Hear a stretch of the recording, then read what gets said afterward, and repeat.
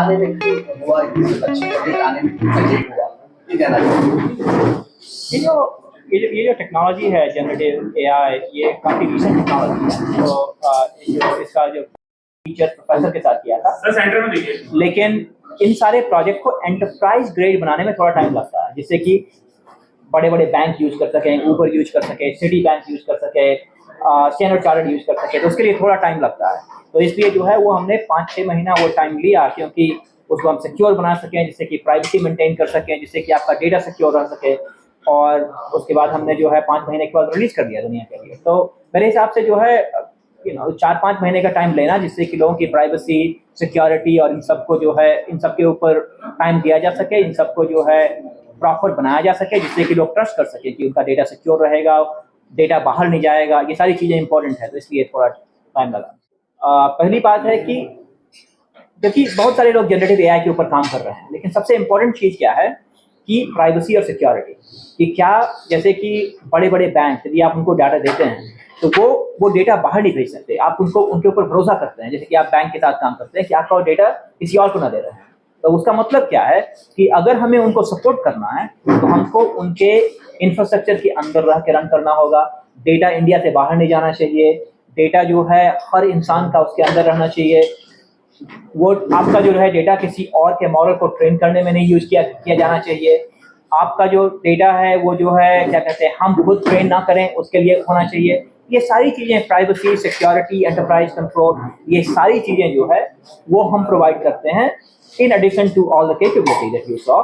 वो इंपॉर्टेंट है, जो कि बाकी लोगों का क्या है कि आप सिंपल जो है इंटरनेट के ऊपर क्वेश्चन पूछ सको तो वो जो है दे देगा, लेकिन वो डेटा जो आपके डॉक्यूमेंट के ऊपर हो, जो गारंटी करे कि जो है जो आंसर है वो आपके डॉक्यूमेंट के ऊपर से ही आंसर हो, तो वो सारी गारंटी जो है ये प्रोडक्ट देता है। सर किस लैंग्वेज में रहेगा, लैंग्वेज वगैरह आपको वगैरह से? तो ये जो प्रोडक्ट है ये सारे लैंग्वेजेज में जो है अवेलेबल है। तो आपने अगर डेमो देखा तो उसमें मैंने जो है डॉक्यूमेंट इंग्लिश में था और सवाल गुजराती में पूछा, और डॉक्यूमेंट मराठी में था और सवाल अंग्रेजी में पूछा। तो ये एक अच्छी चीज़ क्या है इस पर्टिकुलर प्रोडक्ट में कि आपका जो लैंग्वेज का जो बैरियर है उसको वो बिल्कुल खत्म कर देता है। तो बहुत सारे जैसे ट्रांसलेट करते हैं हम लोग, उसमें जो वर्ड्स होते हैं बहुत सारे मीनिंग अलग हो जाते हैं, तो इसमें क्या डिफरेंस रहेगा आपके? हाँ, तो मैं बताता हूँ। तो जो ट्रांसलेशन टेक्नोलॉजी जो रही है इसके पहले की, वो क्या करते हैं, एक एक सेंटेंस लेते हैं और वो सेंटेंस को ट्रांसलेशन करते हैं, ठीक है। तो उसमें क्या है कि आपके अगर कुछ गलतियाँ हुई तो एक सेंटेंस में वो गलतियाँ पकड़ना थोड़ा मुश्किल होता है। इसमें क्या होता है कि जो जनरेटिव एआई जो टेक्नोलॉजी है वो पूरे कॉन्सेप्ट को समझता है बेस्ड ऑन पूरा इनपुट, जो सारा जो इनपुट दिया आपने या पूरे डॉक्यूमेंट को। और अगर वो आपको समझ में आ गया और उसके बाद आप आंसर कर रहे हो, तो ये एक्चुअली ये वर्ड टू वर्ड ट्रांसलेशन नहीं कर रहा है, ये उस कॉन्सेप्ट को समझ रहा है। जैसे कि आप मुझसे हिंदी में सवाल पूछे और मैं आपको अंग्रेजी में जवाब दूं, वैसा नहीं मैं कर रहा हूँ कि मैं पहले हिंदी में जवाब निकाल रहा हूँ और अंग्रेजी में ट्रांसलेट कर रहा हूँ, ऐसा मैं नहीं कर रहा हूँ, राइट। मैं सोच रहा हूँ और डायरेक्टली इंग्लिश में बोल रहा हूँ, तो ये कॉन्सेप्ट वैसा है। तो इसमें ट्रांसलेट नहीं कर रहा है इस वर्ड को, इसमें क्या कर रहा है कि आपके उसको समझ रहा है और उसके बाद वो जनरेट कर रहा है।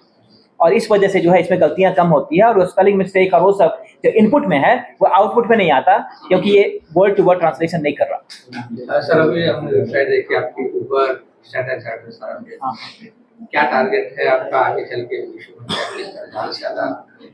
हमारा टारगेट ये है कि जितने भी इंडस्ट्रीज हैं, जैसे कि banking, insurance, government, health care, इन सब को जो है हम मोर एफिशिएंट बना सकें। क्योंकि इन सब ये सारी जो चीज़ें हैं ये जनरली किसको सर्व करती है, आप लोगों को, राइट। अगर ये सारे लोग जो है इन सब टेक्नोलॉजी को इस्तेमाल करना शुरू करें तो ये किसका फ़ायदा है, आप लोगों का। जैसे आप अगर लोन के लिए अप्लाई करते हैं, अगर आपको लोन 5 मिनट में मिले रादर देन जो है 5 हफ्ते में, तो सबको फ़ायदा है ना। अगर आप जब इंश्योरेंस क्लेम करते हो, अगर 3 महीने के बजाय वो 3 दिन लगे तो सबको फ़ायदा है ना। तो हमारा क्या गोल है कि टू इनेबल जितने भी ऑर्गेनाइजेशन हैं वो सारा ये प्रोडक्ट यूज करके सारी दुनिया को बेहतर सर्विस दे सके।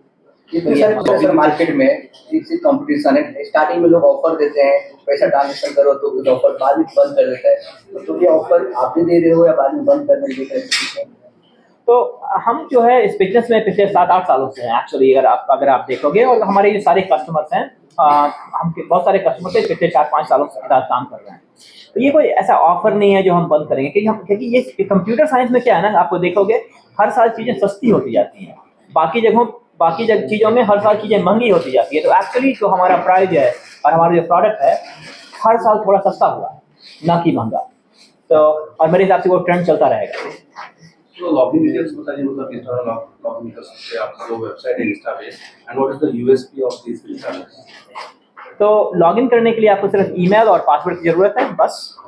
और भी चार्जेस, अभी जो आता है कुछ दिन चलते हैं, 3 दिन यूज होने के बाद फिर कुछ लोग चार्ज करते हैं। हाँ, तो वो बेसिकली क्या है, पहला 500 क्रेडिट फ्री है, उसके बाद जो है हर क्वेश्चन डिपेंडिंग अपॉन कितने पेज के ऊपर पूछ रहे हो तो उसके लिए वो जो है 8 या 9 पैसे लगते हैं, 7 या 8 पैसे पर क्वेश्चन पे। लेकिन आप सोचो कि आप जो है जैसे बड़ा सा लीगल डॉक्यूमेंट है उसके ऊपर जो है आप सवाल पूछ रहे हो कि बताओ किसका की मुद्दा क्या है, 8 पैसा जो है काफ़ी सस्ता है। तो ऐसा नहीं है कि जो है बहुत महंगा है। तो जो क्रेडिट जो हम चार्ज कर रहे हैं वो हर क्वेरी के लिए जो है बहुत ही कम है। कितना डिफरेंट है Insta versus chat GPT, because दोनों एआई है। हाँ। आप तो कितना यूज करते हैं, क्या कुछ चेंजेस किस? हाँ, तो चैट जीपीटी जो है ना वो इंटरनेट के डेटा के ऊपर लिखा गया है। जैसे कि आपको सवाल पूछना है कि भाई इस चीज़ का सवाल बताओ, तो उसने जो इंटरनेट से सीखा है उसके ऊपर जवाब देता है। और चैट जीपीटी बहुत ही अच्छा टूल है। चैट जीपीटी एक बहुत ही अच्छा टूल है। उसमें जैसे गूगल सर्च आप करते हैं तो इंटरनेट से रिजल्ट देता है, राइट। लेकिन अगर आपको जो है जैसे कि आपको जो है प्रॉपर्टी पेपर खरीद रहे हो और उसने सारा प्रॉपर्टी का जो है डॉक्यूमेंट दिया, आपको गूगल सर्च से आंसर नहीं मिलेगा ना कि इसमें क्या। आप लॉयर के पास जाओगे, बोलोगे भैया मेरा पेपर पढ़ो और बताओ कि इसमें सब ठीक ठाक है या नहीं, राइट। तो इंस्टाबेस क्या करेगा, आप इंस्टाबेस को अपना प्रॉपर्टी पेपर दोगे, वो आपके पेपर को पढ़ेगा और उसके हिसाब से आंसर देगा, वो इंटरनेट का आंसर नहीं देगा। तो ये डिफरेंस है, क्योंकि हमारा क्या मानना है कि इंटरनेट के लिए अच्छे टूल हैं, गूगल है, चैट जीपीटी है, वो काफ़ी अच्छे टूल हैं, लेकिन कोई ऐसा टूल नहीं बनाया गया है जो कि आपके डॉक्यूमेंट को समझे और जो आंसर दे वो बेस्ड ऑन आपके डॉक्यूमेंट के ऊपर दे। तो वो इंस्टाबेस करता है, सर्विस देना चाहें तो उसके लिए बनाया गया है ये। इसका क्या मिला आपको? इसका फीडबैक बहुत ही अच्छा रहा है। तो across all the different industries, banking, insurance, government, the feedback has been great, and we are investing even more and more for all the different industries. तो इसका फीडबैक हर जगह से, चाहे बैंकिंग हो, इंश्योरेंस हो, गवर्नमेंट हो, हेल्थ केयर हो, feedback काफ़ी अच्छा रहा है। सर अभी चैट जीपीटी के बाद जेमिनी भी आ चुका है, आपको पता ही होगा। तो टेक्नोलॉजी ज़्यादा से ज़्यादा एडवांस होती जा रही है, तो ऐसे में आप किस तरह से इंस्टा पे इसको अपडेटेड रखेंगे, क्योंकि कहीं ना कहीं कुछ सालों के बाद ये भी पीछे चल जाएगा। तो इंस्टा पे तो जेमिनी, चैट जीपीटी, ये सारे जो टूल हैं ये सारे इंटरनेट डेटा के ऊपर बने हुए हैं, जैसे कि आपको सर्च करना है, और वो सारे एडवांस होते रहेंगे। और हमारे पास की जो हमारा जो रिसर्च टीम है वो हमेशा बेंचमार्क करता रहता है उसके साथ। तो ये जो फील्ड है, ये हमने जो है ये जो मॉडल जो है हम लोग हर 2 हफ्ते में नया जो है बदलते रहते हैं। तो मतलब जो अगर AI हब जो प्रोडक्ट देखोगे, हर 2 हफ्ते में हम लोग अपडेट करते हैं, क्योंकि ये टेक्नोलॉजी काफ़ी तेज़ी से बदल रहा है और ये ज़रूरी है कि हमारा जो प्रोडक्ट है वो उसी लेवल पे रहे जहाँ पे बाकी सारे टॉप क्लास प्रोडक्ट्स हैं। मिस्टेक्स की बात होती है, जैसे भी मिस्टेक की हमारे के पूछ रहे हैं कि कितना परसेंट आप कह सकते हैं कि 100% सही है, कोई रिजल्ट ही देता है, कुछ तो होगा ना, कुछ तो होगा। हाँ, जैसे देखो कोई भी, इवन अगर आप इंसान को भी बोलोगे, लॉयर को भी, वो भी गलतियां तो करते हैं ना। ऐसा नहीं है ना कि गलतियां नहीं करता। अगर आप किसी को टाइप करने बोलते हैं वो भी मिस्टेक करते हैं।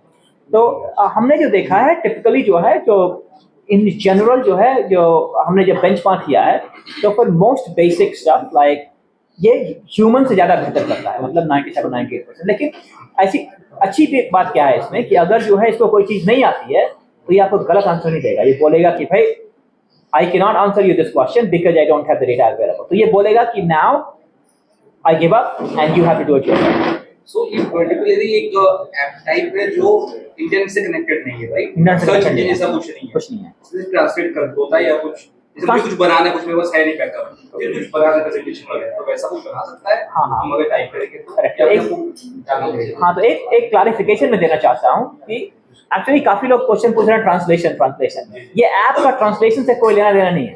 तो ऐसा ये ट्रांसलेशन ऐप नहीं है।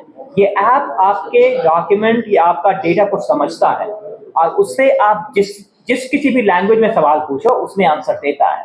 तो ऐसा कोई ट्रांसलेशन नहीं करे, समझ रहा है चीज़ें और उस answer basically under the hood क्या हो रहा है कि it has very deep understanding capability and then being able to answer any question. अब आंसर आप किसी अलग लैंग्वेज में पूछो तो बाय डिफॉल्ट ट्रांसलेशन हो गया, तो आपको ट्रांसलेशन जैसा लग रहा है, लेकिन कैपेबिलिटी क्या है कि deep understanding of your content. और आपने कहा ऐप भी बनाता है ये। हाँ, तो ऐसे बोलोगे कि भाई ये रिपोर्ट पढ़ो और मेरे लिए पावर पॉइंट प्रेजेंटेशन बनाओ, तो पावर पॉइंट प्रेजेंटेशन बनाएगा।